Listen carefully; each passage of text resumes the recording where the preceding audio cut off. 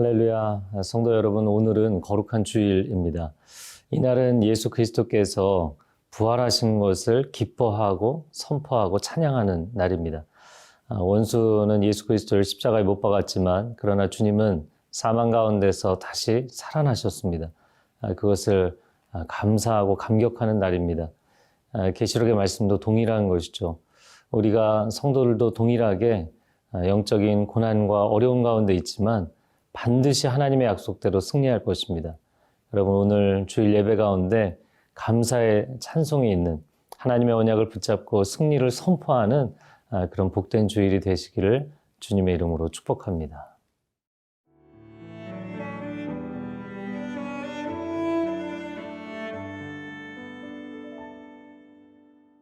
요한계시록 14장 1절에서 13절 말씀입니다.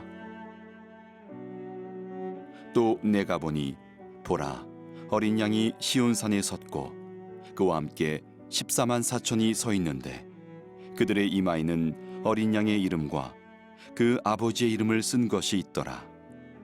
내가 하늘에서 나는 소리를 들으니 많은 물소리와도 같고 큰 우레소리와도 같은데 내가 들은 소리는 검은 고 타는 자들이 그 검은 고를 타는 것 같더라.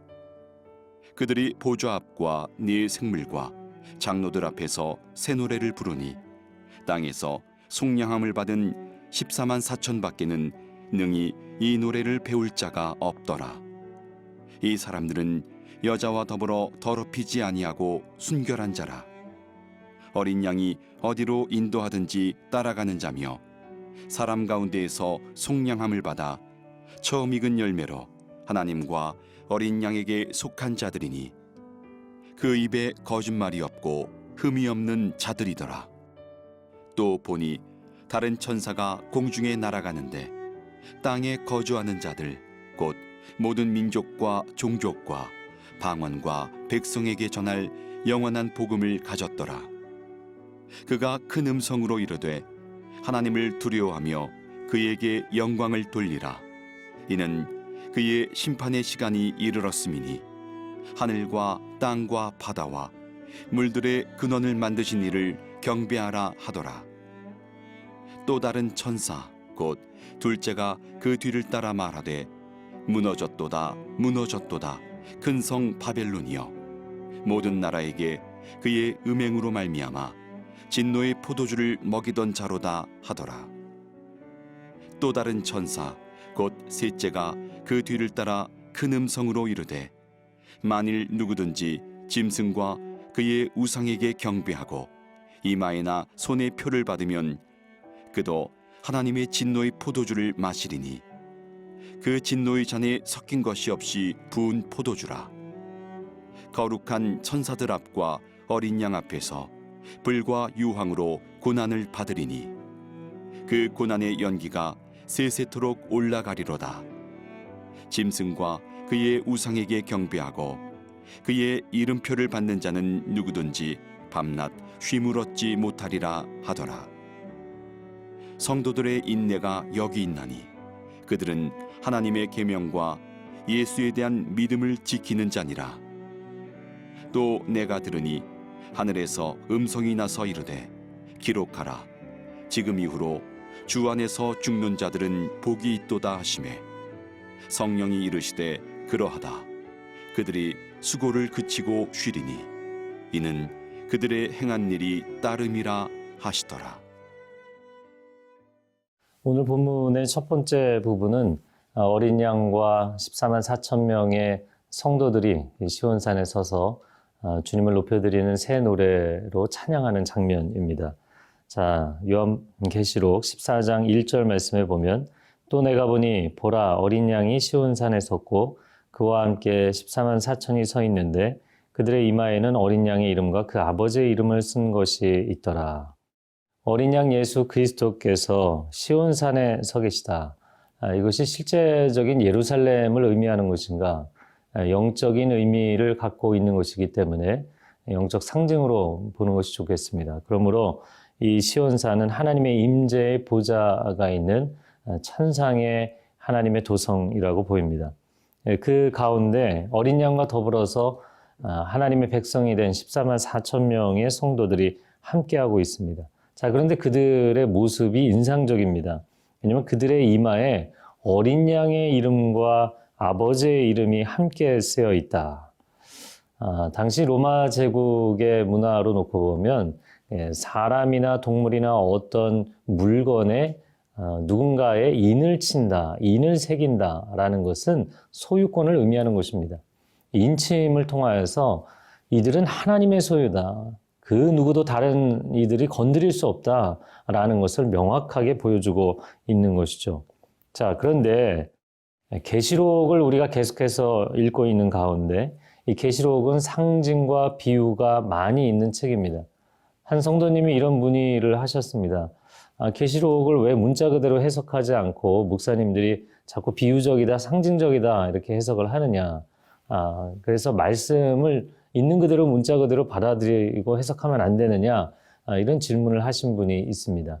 물론 성경 말씀을 있는 그대로 받아들이고자 하는 그 관점과 태도는 아주 좋은 것입니다.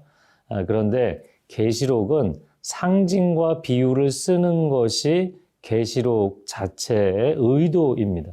그렇기 때문에 상징을 상징으로 받아들이고 비유를 비유로 받아들이는 것도 말씀을 있는 그대로 받아들이는 것입니다.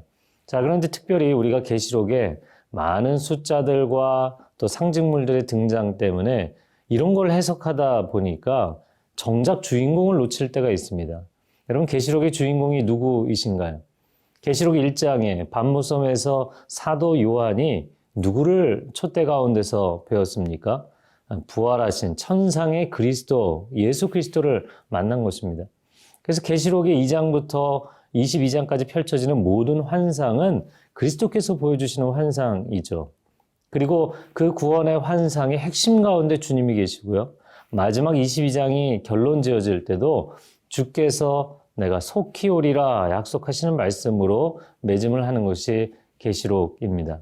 그러므로 우리가 많은 상징들을 보다가 또 많은 고난의 사건들을 보다가 정작 주인공을 놓치기 쉽다는 것입니다.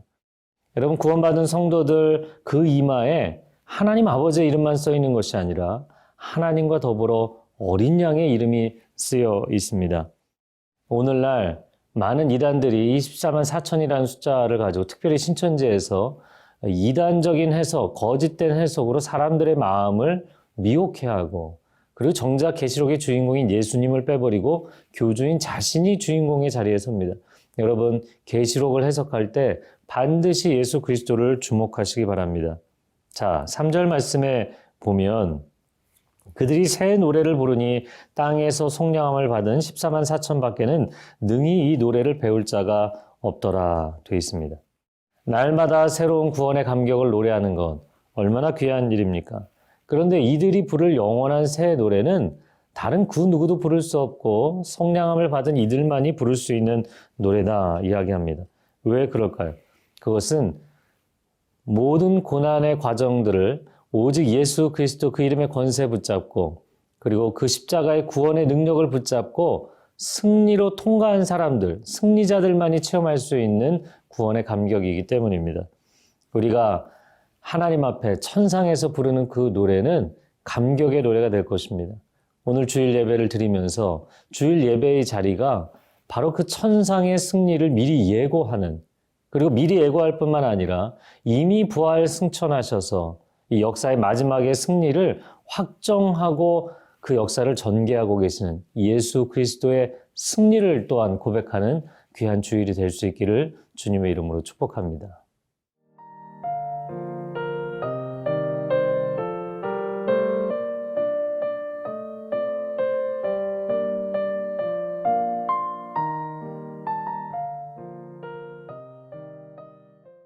오늘 본문의 두 번째 부분은 새 천사의 선포로 구성되어 있습니다.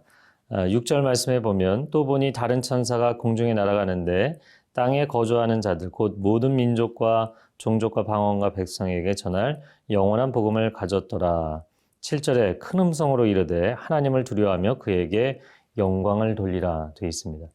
첫 번째 천사가 선포한 내용은 모든 민족이 들을 복음, 즉 모든 백성을 구원할 수 있는 구원의 복음을 이야기하는 것입니다. 그 구원의 복음을 가지고 하나님을 경외하고 하나님께 영광을 돌리고 하나님을 경배하라고 외치고 있습니다. 오늘날 불신 세상이 심판의 자리에 가게 될 때, 우리는 하나님을 알지 못했다. 우리는 복음을 알지 못했다라고 얘기할 수 없는 것이죠. 로마서 1장에도 말씀하는 것처럼 피조 만물 가운데 하나님의 신성과 영광과 능력이 분명히 나타나 있기 때문에 아무도 핑계치 못할지니라 말씀하는 것과 같은 것입니다. 자, 두 번째 천사가 선포하는 내용이 8절 말씀에 나옵니다. 또 다른 천사 곧 둘째가 그 뒤를 따라 말하되 무너졌도다 무너졌도다 큰 성 바벨론이여 모든 나라에게 그의 음행으로 말미암아 진노의 포도주를 먹이던 자로다 하더라 되어 있습니다. 자, 두 번째 천사는 큰 성 바벨론의 멸망을 선포하고 있습니다. 이 바벨론이라는 도시를 사용한 것도, 이 단어를 사용한 것도 상징적인 의미를 갖는 것이죠. 구약의 이스라엘 백성들에게 그들을 포로로 끌고 가서 가장 고통스럽게 했던 제국이 바로 바벨론 제국입니다. 신약 시대에 하나님의 백성들, 믿음의 사람들을 가장 고통스럽게 박해했던 제국이 로마 제국인 것이죠. 그래서 세상 권력, 하나님의 백성들을 박해하고 고통 가운데 몰아넣는 세상 권력을 바벨론이라고 부른 것입니다. 그런데 그 바벨론, 세상 권력이 하나님을 대적하다가 하나님의 진노로 무너지게 된다라는 것을 이야기하는 것이죠. 그런데 8절의 시제를 보면 참 재밌습니다. 왜냐하면 바벨론이 앞으로 무너질 것이다. 미래적 시제로 이야기를 해야 될 것 같은데 이미 무너졌다라고 과거형 시제로 이야기를 하고 있는 것이죠.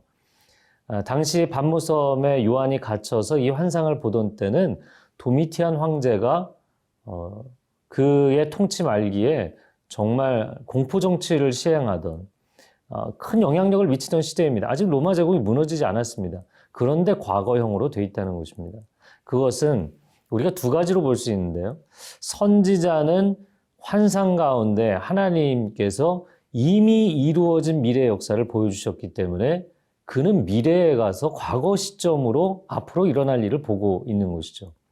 그렇기 때문에 두 번째로 중요한 의미는 우리는 현재 시점에 서 있으면 미래가 불확실하게 보이지만 하나님께서는 과거, 현재, 미래를 뛰어넘으시는 분이시기 때문에 그 하나님이 예언하신 미래는 확정된 미래라는 것입니다. 그것은 분명하게 이루어질 미래인 것이죠.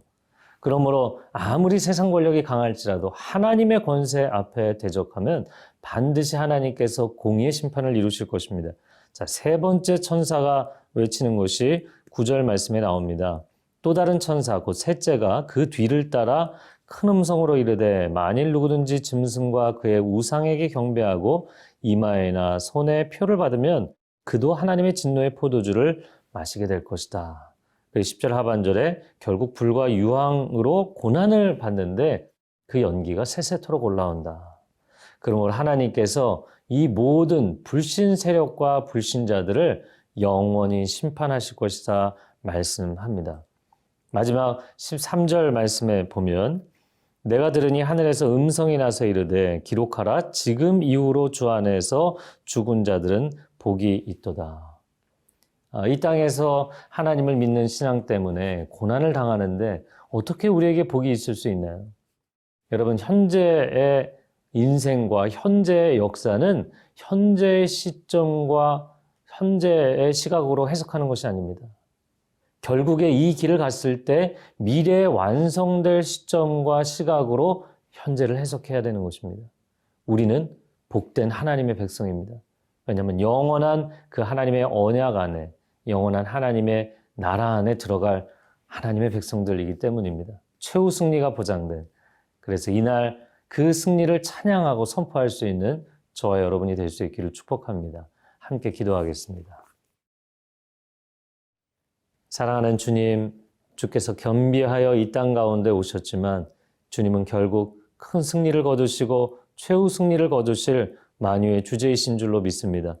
사망 권세를 이기고 승리하신 날 우리가 이 주일날 하나님을 높여드릴 뿐만 아니라 주님의 장차 이루실 역사의 마지막 때에 이루실 큰 승리를 기대하며 찬양하는 복된 주일이 되게 하여 주옵소서.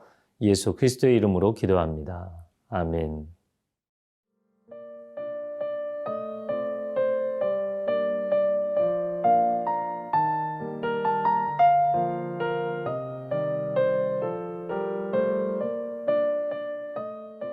이 프로그램은 시청자 여러분의 소중한 후원으로 제작됩니다.